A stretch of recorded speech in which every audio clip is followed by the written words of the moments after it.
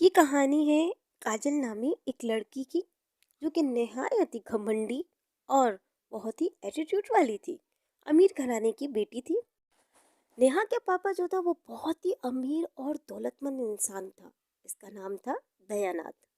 और इनकी माँ यानी कि कमला देवी बहुत ज़्यादा एटीट्यूड और पार्टियों में जाने वाली औरत थी।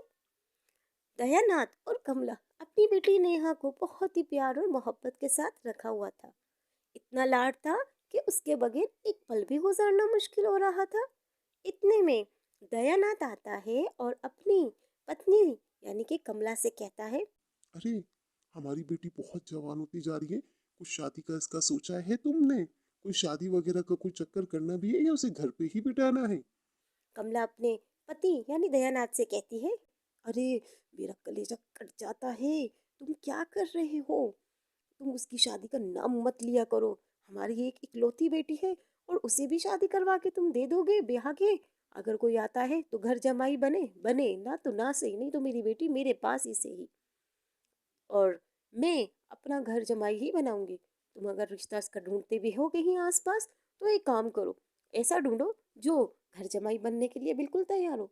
अरे हमारी एक ही इकलौती बेटी है, उसे भी हम दे दें किसी और के हाथ? नहीं नहीं, बिल्कुल भी नहीं। ऐसा तो मैं हरगिज नहीं होने दूंगी। इसके बाद जो नेहा होती है उसको मोहब्बत होती है राज से।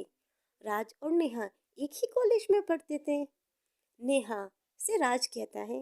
नेहा, देखो, तुम्हें तो पता है मैं बहुत ही गरीब हूँ।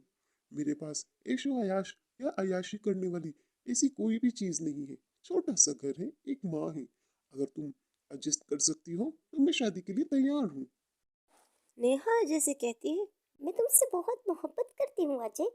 अगर तुम शादी के लिए तैयार हो तो मैं तुम्हारे लिए सब कुछ बर्दाश्त कर सकती हूँ। ठीक है, तुम फिक्र नहीं करो। नेहा जो होती है वो अपनी मम्मी पापा से राज को मिलवाने के लिए लाती है और कहती है, मम्मी पापा, ये है मेरी पसंद, जिसे कहते हैं राज। राज मुझे बहुत पसंद है और मैं इससे शादी करना चाहती हूँ। अगर आप लोगों की परमिशन है तो मेरी शादी राज से करवा दीजिए। मुझे कोई एतराज नहीं है इसकी अमीरी और गरीबी से। बस मुझे इनसे मोहब्बत है और मेरी शादी करवा दें। अजय नेहा के माता पिता से कहता है। सर, मैं बहुत गरीब हूँ, लेकिन मैं फिर भी आपकी बेटी का हाथ आपसे मांगता हूँ और मैं आपकी बेटी को बहुत खुश रखूंगा। मैं चाहे गरीब ही सही, लेकिन मैं एक अच्छी जॉब ढूंढ रहा हूँ।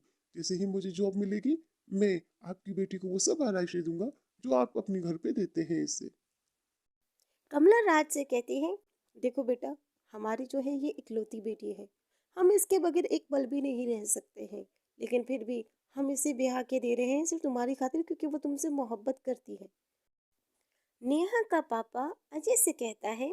बेटा, तुम एक काम करो ना, तुम शादी करके घर ही आ जाओ, घर जमाई बन जाओ और मेरा बिजनेस भी देखो और मेरी बेटी के साथ भी रहो। फैमिली है जिसके साथ मैं रहता हूँ, मेरी माँ है, मेरे बहन है, मेरे भाई हैं, और मैं बहू लेके अपने घर जाऊंगा, ना कि मैं घर जमाई बनूंगा। मेरी बात को आप लोग समझे।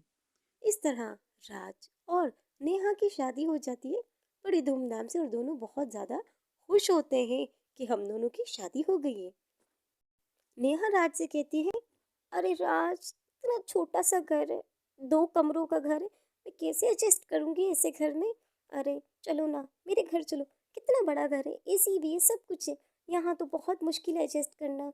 राज नेहा से कहता है। देखो नेहा, मैंने तुम्हें पहले ही बताया था, इस तरह के मामला तुम्हारे साथ होते रहेंगे। मैंने घर के बारे में और भी बहुत सी चीजें तुम्हें बताई ही थी। इस वजह से तुमने एग्री किया था शादी करने के लिए। मेरे साथ रहना है तो इस घर में आके रहो। देखो, इतने में नेहा जो होती है वो अपने पिता को फोन करती है और कहती है कि वो बेहोशी का नाटक करे। नाटक करने के बाद वो मुझे फोन करके बुलाएं ताकि मैं घर आ सकूं। इसके बाद नेहा घर आती है अपने पति के साथ और अपने पिता से कहती है, पापा कितने हैं आप? क्या हो गया है आपको? कैसे हो गया है ये सब कुछ? अरे बेटा, तेरे गम में तेरे पापा को चक्कर आ गए थे। तुझे तो पता है तेरे अलावा हमारा कोई नहीं है। देखो राज, नेहा के अलावा हमारा कोई भी नहीं है। अगर तुम दोनों चाहो तो तुम लोग इस घर में रह सकते हो, यानी कि तुम घर जमाई बन के रह सकते हो। राज कहता है। ठीक है माँ जी, पिताजी, जिस तरह से आप चाहें, मैं घर जमाई बनने के लिए तैयार हूँ। इतने में राज जो होता है वो घर जमाई बन ही जाता है। राज की खूब सेवा होती है शुरू शुरू में, खाने को बड़े बड़े पकवान मिलते हैं और मजे से वो खाता पीता रहता सहता है। और नेहा जो है वो पार्टियों में आती जाती रहती है, खूब इंजॉय करती है। उसे जो होता है राज के बारे में बिल्कुल भी नहीं पता होता है कि राज क्या कर रहा है। इतने में राज आता है और अपने सास ससुर से कहता है, माँ, पिताजी मुझे 10,000 रुपए की जरूरत है क्योंकि मेरे भाई का ऑपरेशन हुआ है। मैं उनको देना चाहता हूँ। नेहा कहती है, अरे राज, क्या हो गया है? 10,000 रुपये क्यों? तुम यहाँ पे पल पहुँच रहे हो, ये कम है क्या? हम तुम्हें भी तो पाल रहे हैं और खर्चे भी उठा रहे, अब 10,000 रुपये भी दे? हाँ बेटा, अब हम तुम्हें 10,000 रुपये तो बिल्कुल भी नहीं देंगे।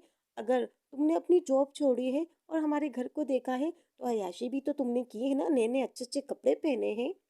राज जो होता है वो घर छोड़ के चला जाता है, यानी कि अपने घर वापस चला जाता है नेहा को छोड़ के। अरे पायल, तुम यहाँ पे कैसे हो? और कब आई तुम अब्रोड से? अरे राज, मैं बस कुछ दिन पहले ही आई हूँ, अपने पापा का बिजनेस संभाल रही हूँ। और तुम आजकल क्या कर रहे हो? फारिग हो क्या? राज, तुम एक काम करो, तुम मेरे पापा का बिजनेस संभाल लो। इस तरह ये होगा कि मैं अब्रॉड कंट्री में बिल्कुल रिलैक्स हो जाऊंगी। राज निहायत ही अमीर हो जाता है पापा का बिजनेस संभालने के बाद, यानी कि पायल के पापा का बिजनेस संभालने के बाद राज एक बहुत अमीर इंसान बन जाता है। इतने में जो नेहा होती है वो अपनी माँ से कहती है कि माँ, जैसे आप लोग मम्मी पापा एक साथ रहते, मैं और राज क्यों नहीं रह सकती? इतने में नेहा जो होती है वो राज के पास आती है और कहती है कि राज, मुझे मेरी गलतियों का एहसास हो चुका है। मैं अब बिल्कुल भी तुम्हारे बगैर नहीं रह सकती। मैं तुमसे बहुत मोहब्बत करती हूँ, तुम मेरे साथ ही रहो, एडजस्ट कर लूँगी मैं तुम्हारे साथ। अच्छा, मैं गरीब था तो तुमने मेरा साथ छोड़ दिया। आज मैं अमीर हुआ हूँ तो तुम फौरन मेरे पास आ गई हो। ये कैसी तुम्हारी मोहब्बत है जो मेरी गरीबी में मुझे छोड़ के चली गई और मेरे अमीर होने पे मेरे पास वापस लौट के आ गई है? मैं तो तुम्हें बिल्कुल भी एक्सेप्ट नहीं करना चाहता हूँ। तुम लोगों ने मेरे साथ बहुत गलत किया है। अरे बेटा, हम अपनी गलती की माफ़ी मांगते हैं तुमसे। हमने तुम्हें जमाई नहीं समझा, बल्कि गरीब जमाई समझ के हमने तुम्हारा गलत फ़ायदा उठाया। हमारे माफ़ कर दे और हमारी बेटी को दोबारा से एक्सेप्ट कर लो तुम। बेटा, बड़ी मेहरबानी होगी तुम्हारी। अरे भैया, सही तो कह रही है ये। देखो, नेहा जो भाभी है वो आ गई है, यानी कि हमारी बहू अब घर आ गई है। हमें किसी चीज़ की फिक्र नहीं होनी चाहिए। एक काम करो, तुम नेहा को माफ कर दो भैया, और हम लोग सारे राजी खुशी इस घर में रहेंगे। भाभी को पछतावा हो रहा है और भाभी इस घर में आ चुकी है, हमारे लिए यही काफी है। अब राज और नेहा राजी खुशी एक बड़े में घर में जिंदगी